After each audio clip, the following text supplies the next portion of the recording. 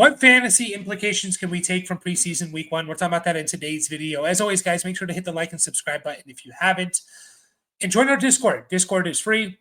There's going to be a lot of action in there. Start, sit, trade questions, waiver wire, all that fun stuff. That is the place to be during the season. And let's jump right into it. The preseason, everyone talks about, it's overrated. Don't take too much stock into it. And I kind of agree with them in the sense of like, if someone looks good or something in preseason, probably doesn't mean that much. But we can get a lot of information from how teams are using their players, who's in with the first team, who's the first running back in after the starting running back, all of that good stuff. So I kind of went through every single game. I think there's one game I actually didn't really find much to include in, but we have 16 points here for fantasy that we're making. And for the Colts and the Ravens, I took from this is that DJ Giddens is not the lock to be the backup for Jonathan Taylor. Now, Jonathan Taylor didn't play in this game, but it seems like DJ Giddens and Tyler Goodson are actually in kind of contention for RB2 for the Colts, potentially. It could just be DJ Giddens' job there. What we do know for sure is that Khalil Herbert is for sure behind everyone else. I think he didn't come in until later on in the game. It was basically, I think Goodson started the game and then DJ Giddens took over most of it. So Goodson started. I think he played in the first drive and the fifth drive, and Giddens played, drives 2, 3, and 4, which kind of shows you that, hey, for you deeper dynasty leagues, now this information could be good for dynasty, could be good for redraft, but for you deeper dynasty leagues, don't just rule out Tyler Goodson as being, someone who, if Jonathan Taylor gets hurt, it's going to be all DJ Giddens. Tyler Goodson, he's been there a couple of years now. He had about 32 carries last year, averaged almost 5 yards per attempt. Just keep it in mind for him. He can catch the ball. That maybe he's actually the true RB2 behind Jonathan Taylor, or maybe it's more of a split backfield. Who knows? Bengals, Eagles. I have Jermaine Burton here, and just this idea of like Jermaine Burton, it's not looking very good for him. He's been getting some buzz during training camp, but he didn't play any first team snaps at all. Now, the Bengals played their guys. They played Burrow, Chase. They played these guys, but he wasn't even out there for with the first team guys. So I think he's still kind of far away from it. I know I think he missed practice yesterday as well. So we got to keep that in mind. But man, I was kind of excited. It's like Jermaine Burton. I was picking him up a lot in our dynasty startup leagues, late in the draft, and saying, hey, this is a guy who we were excited about coming into last year, 3rd round pick, had a bad year, didn't do anything, but maybe he's going to turn it around. He's still not quite there yet. Doesn't mean he can't get there, but he's still a little far away from being what he needs to be a fantasy relevant. Raiders and Seahawks. I actually have 2 notes for the Raiders and Seahawks. I made up for, I think it was the Lions game that I didn't have any notes for. Raiders, Seahawks, and it basically is like the backup running back spot. I put Raheem Mostert here. The backup running back spot is like wide open behind Ashton Genty. Last year, it was kind of ever-changing, right? It was Madison, Amir Abdullah, Zamir White, Sincere McCormick. Genty started the game. I think he played in like 10 plays. And then he went out. Mostert, he kind of finished off that second drive. Zamir White took the 3rd drive, and Sincere McCormick started the 4th drive. And White and Mostert came back into the game as well, which basically tells me that any one of those 3, Zamir White, Raheem Mostert, Sincere McCormick, could be the RB2 behind Ashton Genty. And to me, this is pretty important because you can probably find you can get these guys. People are probably going to value, I would guess, either Sincere McCormick or Raheem Mostert as the RB2. They're going to value those 2 players a little bit higher, but it seems to be wide open. And again, like if someone's not valuing Mostert or McCormick or even Zamir White as the potential RB2 for the Raiders, maybe you can get a steal, trade nothing for him, get him in as a throw-in on a trade, and potentially get the RB2 for the Raiders, who, by the way, I think are going to run the ball a lot with Genty, but if something happens to him or they kind of ease him in, we could be looking at a running back that's flex-worthy in deeper leagues.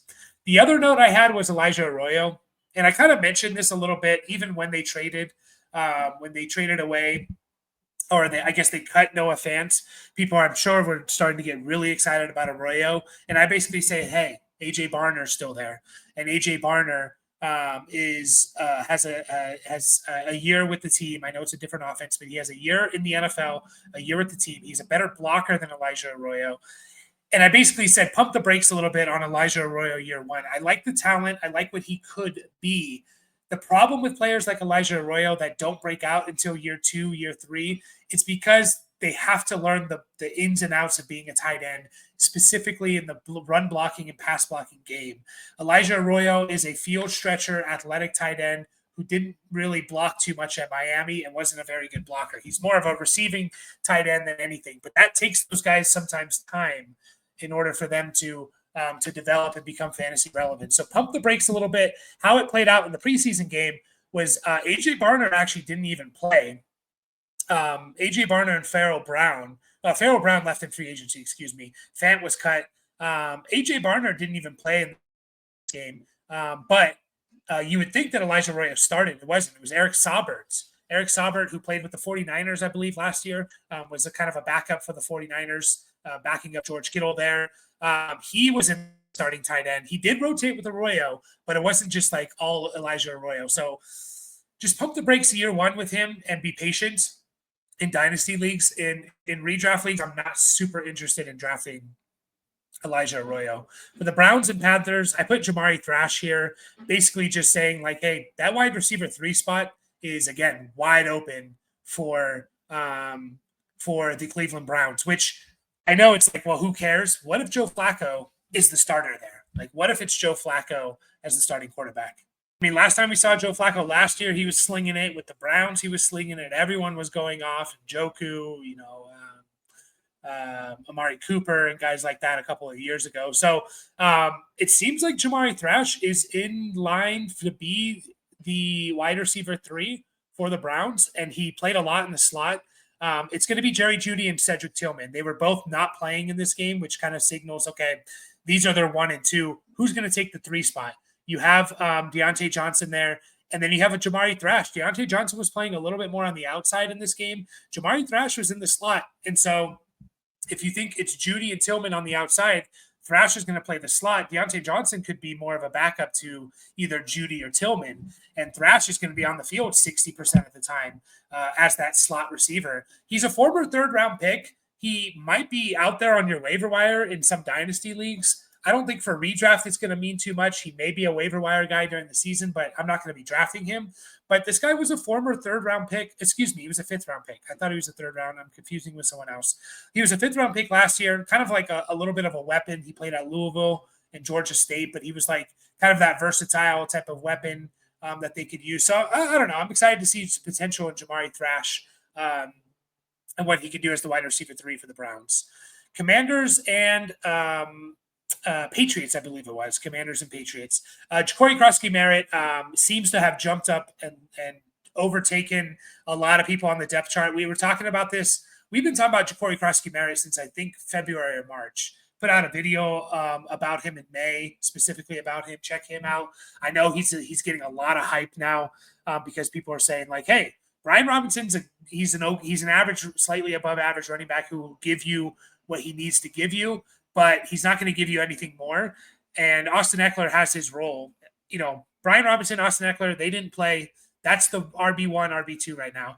I think Ja'Cory Krosky-Merritt is coming in as the RB3. I think he's overtaking Chris Rodriguez and Jeremy McNichols, who are still on the team and played last year.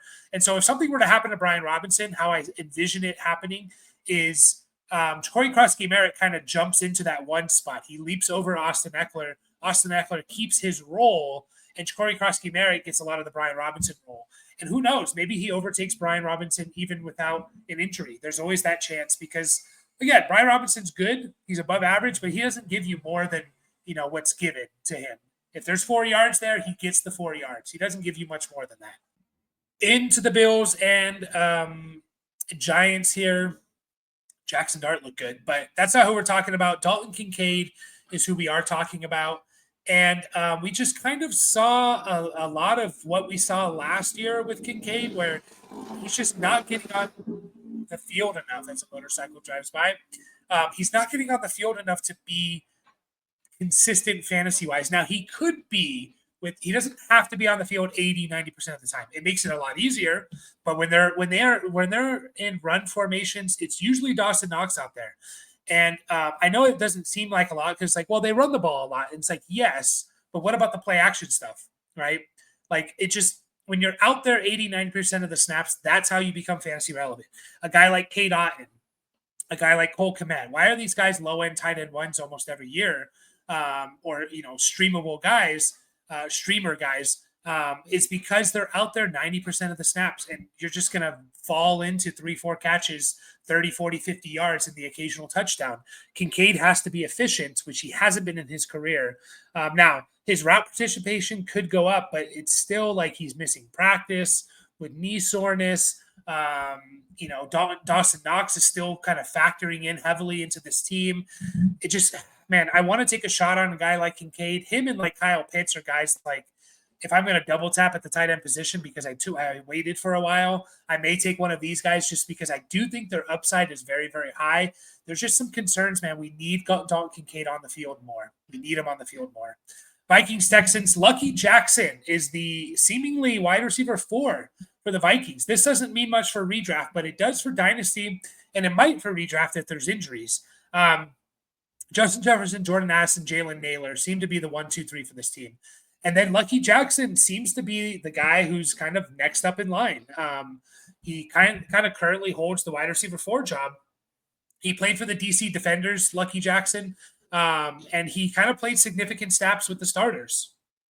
But the backup spot is kind of important for the Vikings because Addison's going to be out 3 games. And then if someone else gets hurt in a Naylor or Justin Jefferson, the Lucky Jackson could be someone who's playing significant. He's already the first 3 weeks. He's already probably going to play if he is the wide receiver 4. He's probably already going to play 60-ish% of the snaps, which means he could catch a big touchdown or something like that. If one of those other guys gets hurt, he could be looking at big time targets for sure. So just something I wanted to throw out there. They do have other players like Rondale Moore and Ty Felton, but it seems to be Lucky Jackson as the wide receiver 4 here. Jags and Steelers. And it's Travis Etienne, man. I've been kind of thinking a lot about this. I've never been the biggest Etienne fan, but Etienne is like, he dominated. He played in 100% of the Jags offensive snaps on their first drive. It was all Etienne, right? I know there's a crowded backfield now with Etienne, Bigsby, Bashaw Tootin, and LaQuint Allen. Those 2 rookies, Tootin and Allen, and then you have Bigsby and Etienne. But it was Etienne playing every single snap, and then it was Bigsby in the next 2 drives with the backups. So I've been kind of thinking about Travis Etienne and him being like him having some potential sneaky value here in fantasy drafts because he's just fallen so far down the board. And he's coming from, Liam Cohen's taken over this team. Liam Cohen gave us 2 good running backs last year in Bucky Irving and Rachaad White. Like both those guys, I think Rachaad White was per game like RB22. Bucky Irving was like RB17 or 15 or something like that. You look at a guy like Etienne. He's all the way down there as the 90th overall player. He's being drafted in the mid to late 8th round. For a lot of you, the 8th round is like your last starter or your first on your bench. And we're talking about a guy who's like, if he's the main running back for the Jags, he could have a really, really good season and easily a top 24 season. You're getting really good value for him. So keep an eye on Etienne. I think he's pretty good value in redraft this year. Rams and Cowboys, and this is related to the backup position for the Rams. So what the Rams always do, backup running back position, what the Rams always do in preseason is anyone who they think is going to play significant time for them as a starter, or not even technically as a starter, but play significant time for them, they rest. They do not start any of their main guys. Last year, they didn't even start Blake Corum. They didn't start Kyron, and they didn't start Blake Corum. And that basically told us, okay, it's clear Blake Corum is going to be the RB2 for this team. They don't even want to risk having him injured in preseason game. Whether they're going to use him significantly or not, they know he's their RB2. That's what they tell you. This game, they played Blake Corum. They played Jarquez Hunter. They played Ronnie Rivers, which basically tells us like two things. One, the RB2 spot for the Rams is are wide open, in my opinion. It's absolutely wide open. It could be Blake Corum. It could be Jarquez Hunter.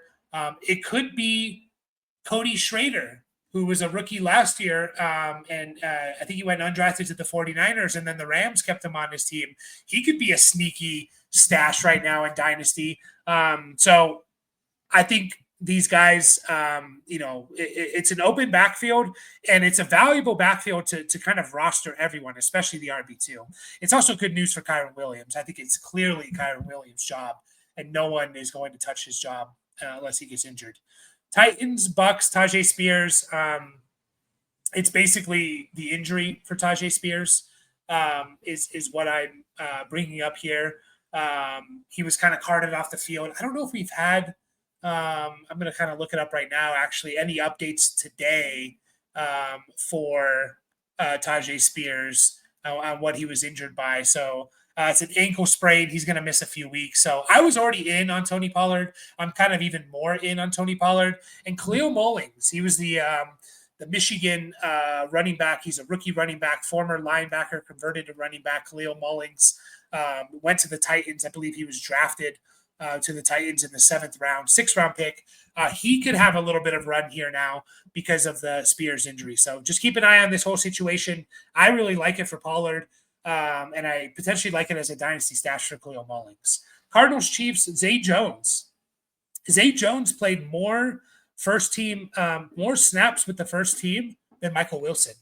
So Zay Jones, who we all know Zay Jones from his time with Buffalo and then the Rams. And then I think his best season came with the Raiders and then the Jags. He had a 2-year stretch there where he was like desperation flex mode. Yeah, 2021, he had basically 50 catches, 550 yards. 2022, he had 82 catches and 823 yards and 5 touchdowns. And then 2023, he missed a lot of time. 2024, was it suspension stuff? I feel like he was like suspended to start in 2024. I'm going to double check this. Not that it matters too much. It just says a DNP. He didn't play the first 6 weeks of the season and then didn't really do much.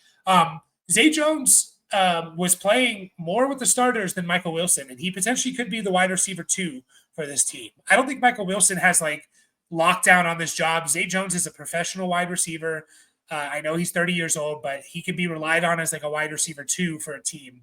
And so just kind of keep that in mind, like in deeper leagues, deeper dynasty leagues, or just deeper leagues in general. Zay Jones could have a little bit of a resurgent type of season. I mean, you kind of look at what Michael Wilson was doing, what he's been doing with the Cardinals. You have a baseline of a guy who's going to give you 50 and 550, right? Like 50 catches, 550 yards. So can Zay Jones do a little bit better than that? Can he catch a few more touchdowns? Possibly. We will see. Into the next game here, we have the Jets and the Packers, and it's Josh Reynolds. Josh Reynolds is the wide receiver 2 for the Jets. And this is a team who they don't have a lot of receiving options. You have Garrett Wilson and who? Breece Hall, Mason Taylor, who's has some injury stuff. Like they don't have a whole lot on this team at all. Like even their wide receiver depth chart is not great. But just their pass catching depth chart is not great. It's Garrett Wilson, Josh Reynolds, Alan Lazard, Tyler Johnson, Arian Smith, Malachi Corley. Their tight ends are not a whole lot to write home about. Mason Taylor, who I like, but he's a rookie 2nd-round pick. Jeremy Ruckert. It's kind of Garrett Wilson, Breece Hall, and then who, right? Like that's who we're looking at here. And so Josh Reynolds, guys, I think there's some legs to this. Like he's the RB2 for the Jets.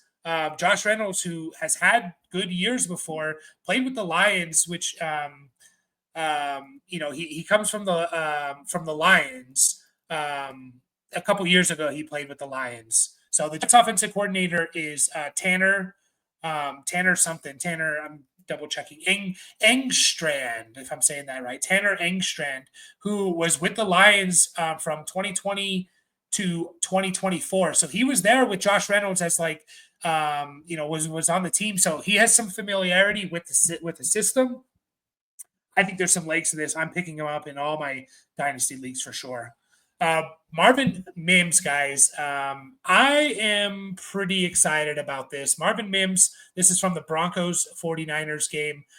He sees a normal starting workload. He played in 16 of 19 of the snaps with the starters and then left this game at the same time that Bo Nix left the game. And the reason I'm really, really excited about this, guys, is because I made a video. I don't remember exactly what it was, but I highlighted what Marvin Mims did. I don't think people realize what Marvin Mims did the last 7 games of the season from week 11, from 11 to 18. Now, let me just start off by saying Marvin Mims, the issue with him is he doesn't play enough.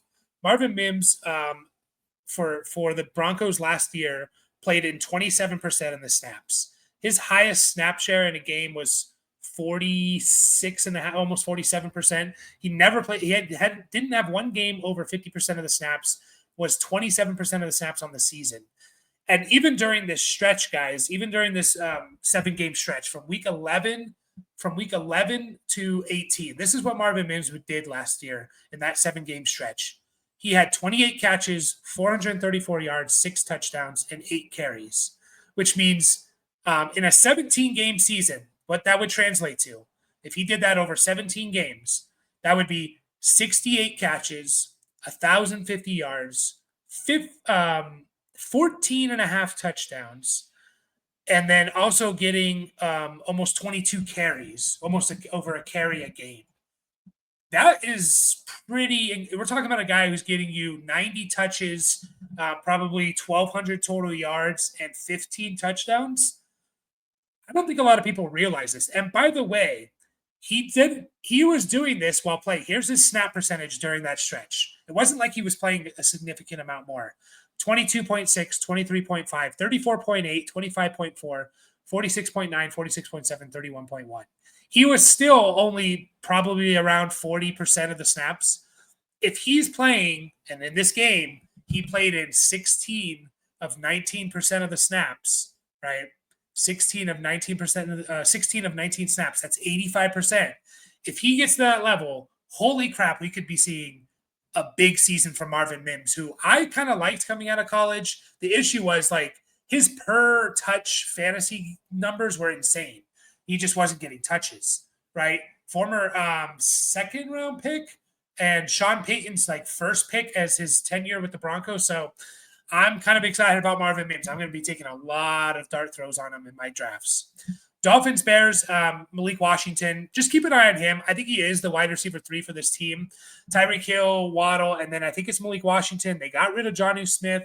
They also brought in Nick Westbrook-Akine, but they were kind of playing Malik Washington, who came on a little bit last year to end the year. And looked pretty good. So just keep an eye on him. If anything happens to Tyreek Hill or Waddle, we could see Malik Washington kind of being a waiver wire pickup for sure. So I don't mind stashing him. His last 4 games, Malik Washington, his last 4 games of last year, he had 16 catches, 170 yards. That's pretty good. That's a 17-game pace of 70 catches over 700 yards. So just keep an eye on it. And last one is Saints Chargers. It feels like Kendre Miller is the RB2 for the Saints. I know we were all kind of excited about the possibility of a Devin Neal being the RB2 for them, but I think Kendre Miller remains the favorite. He started the game and took every snap on their first 2 drives, so he seems to be the RB2 for them. It's not going to be Clyde Edwards-Helaire or Cam Akers or Devin Neal as of right now. That's all I have for you guys. We'll be back in talking about preseason week 2. Appreciate you all. Catch you guys all in the next video.